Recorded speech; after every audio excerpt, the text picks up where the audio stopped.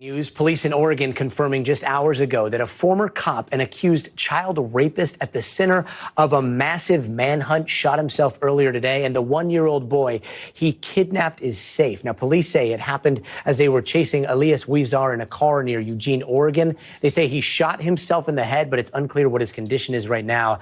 Now, this is a look at a very active scene where that manhunt ended not too long ago, and it's all going down on Interstate 5 in Oregon. You see a bunch of police cars and officers surrounding that scene.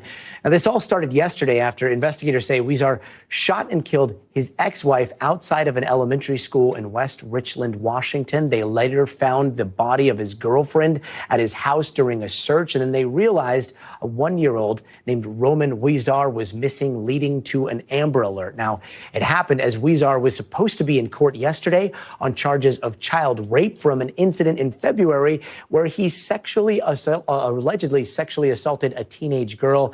It is a lot to break down. So NBC News correspondent Elwin Lopez joins us now. First off, Elwin, so what do we know about his condition? He shot himself, and what do we know about the condition of the baby here? Yeah, well, look at how busy that interstate was. So all of this happened during a busy time in Eugene, Oregon, and it happened after a police pursuit. So what we know from police is that he shot himself. They're saying that his condition is unknown, so they're not saying whether he's dead or not at this moment. The good news here is that that one-year-old boy is safe and sound in police custody.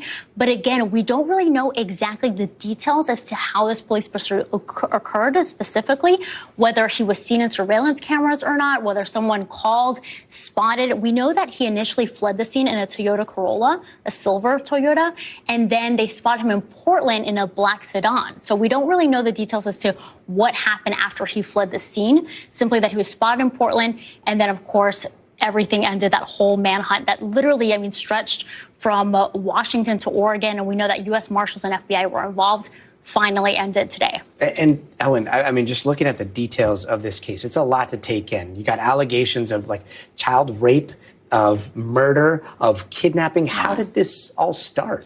Yeah, so to get a full picture as to how this all took place, we have to go back to February. That's when he was accused of child rape. He pled not guilty, but in court documents, it alleges that he sexually assaulted an underage girl at his home while she was sleeping. Now, the one thing to point out here is that at that home, he was living with another underage girl that he met while he was a school resource officer at her middle school, and that he shared a 9-month-old at the time with her. So that is what took place at that moment. And then after that is when police say he was set to appear in court on Monday. For one of those charges? Yes, for that charge. And instead, on that day, he went to the school where his ex-wife works. According to police, he shot and killed her there. And then police obtained a search warrant. They went to his home later that day, and that's when they found his girlfriend dead.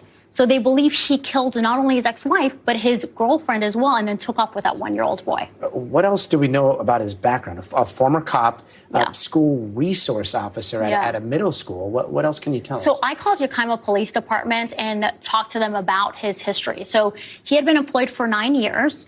And when they told me that he resigned, I asked, why did he resign? Was there something going on? They said, well, he did face disciplinary action right before he resigned. And when I asked specifically what that was in regard to, they did not elaborate, right? So we do know that he's 39 years old, that he did have that disciplinary action. He resigned after that, but he was a school resource officer and worked at the school as recently as last year. It just seems like red flag after red flag after red flag. Absolutely. Elwin, thanks so much for joining us. Thank you, Gotti. Thanks for watching.